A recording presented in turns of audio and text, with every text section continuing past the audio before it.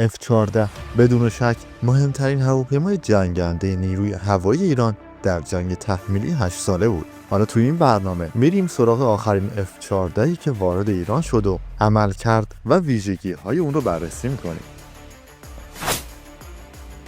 F-14A با کد رجستر 6079 آخرین تامکت تحویلی شرکت گرومن آمریکا به نیروی هوایی ایران بود که در پایگاه خاتم اصفهان مستقر شد.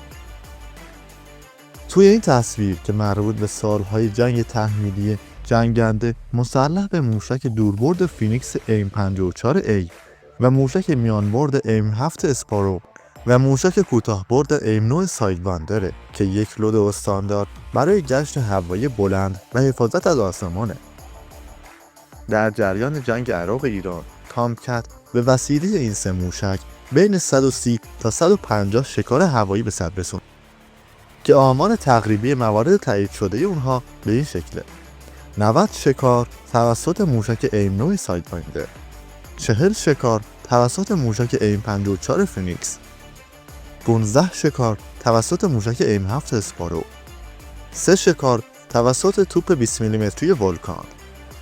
توپ 20 میلیمتری ولکان مسلسلیه که روی بیشتر جنگنده‌های آمریکایی نصب میشه.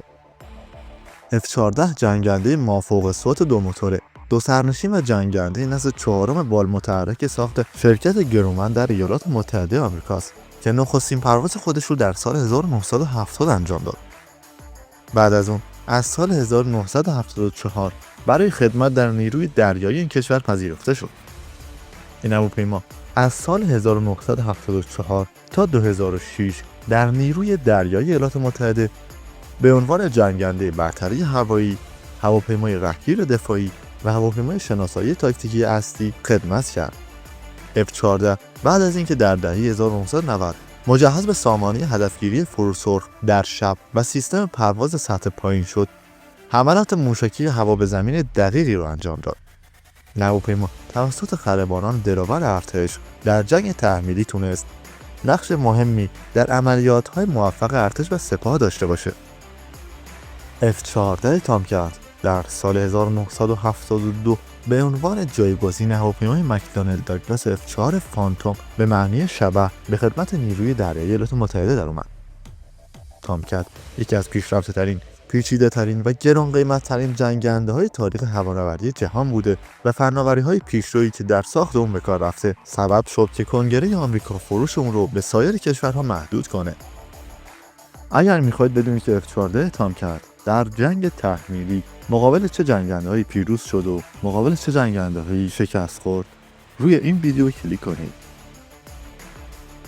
با توجه به قیمت بالای هر فروند از این جنگنده، تولید اون در ایالات متحده در حاله از ابهام بود. در سال 1976 ایران تونست تنها کشوری باشه که تعداد از این جنگنده ها رو از شرکت گرومن بخره. هنگام ساخت این هواپیماها، بانک ملی ایران 75 میلیون دلار وام با سود 11% به کمپانی گرومن برای خط تولید پرداخت کرد. در حال حاضر ایران تنها به کار گیرنده این جنگنده در جهانه. F-14 چرا ساخته شد؟ طرح ساخت F-14 وقتی مطرح شد که برنامه تولید F-111B به علت پاره‌ای مشکلات با شکست مواجه شد. موفقیت گرومن در پروژه F-14 در اون بود که تونست دوباره از موتورهای مشهور TFC که در هواپیمای F-111B به کار رفته بود در F-14A استفاده کنه. به دلیل برخی مشکلات این موتور F-14 در نیروی دریایی آمریکا که بعدها ایرادات اون رفع شد، موتور جدیدی با اسم جنرال الکتریک F-110 بر روی مدل‌های F-14B و F-14D نصب شد. نیروی هوایی از موتور F-401 PW400 که شرکت پرتن ویتنی برای نیروی دریایی ساخته بود استفاده کرد و برای F-16 و F-15 سفارش داد. اگرچه F-14 از F-111B سبکتر بود، ولی بزرگترین و سنگین‌ترین هواگر ناوپایه بود که بر روی ناو نشست و برخاست می‌کرد. ابعاد بزرگ هواپیما به خاطر رادار بزرگ AWG-9، موشک ایم 54 فینیکس و یک باک داخلی بزرگ 7300 کیلویی بود.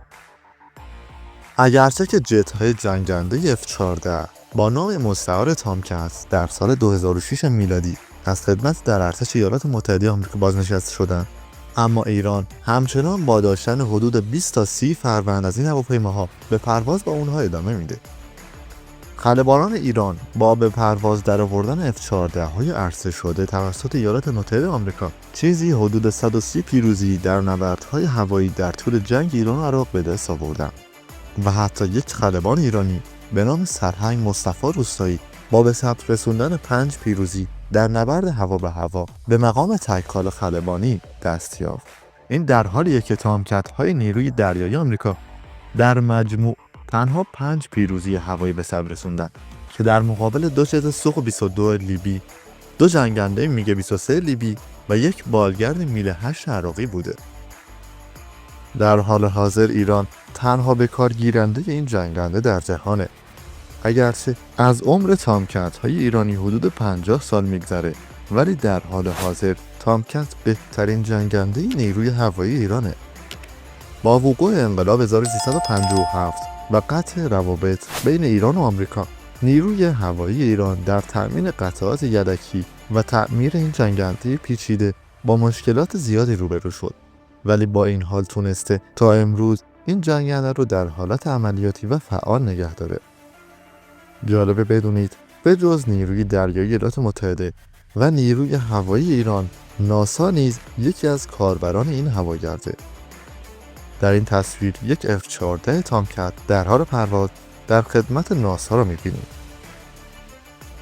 F-14 تامکت به 2 نفر خدمه نیاز داره، 1 نفر خلبان و 1 افسر رهگیری. طول اون حدود 19 متره و پهنای بالش وقتی که باز شده است حدود 20 متر و وقتی که جمع شده حدود 12 متره. ارتفاعش 4 متر و 88 سانت، وزن خالیش 19838 کیلوگرم و وزن بارگیری اون 27700 کیلوگرمه. سرعت F-14 تامکت 2.34 ماخ، یعنی 2485 کیلومتر بر ساعته. تامکت دارای 10 جایگاه حمل سلاحه، 6 جایگاه در زیر بدنه، 2 جایگاه در محفظه موتور و 2 جایگاه در محل اتصال بالها. رادار AWG-9 نصب شده روی F-14 تامکت 330 کیلومتر برد داره. ممنونم که تا انتهای برنامه همراه من بودی. لایک، کامنت و سابسکرایب فراموش نشه.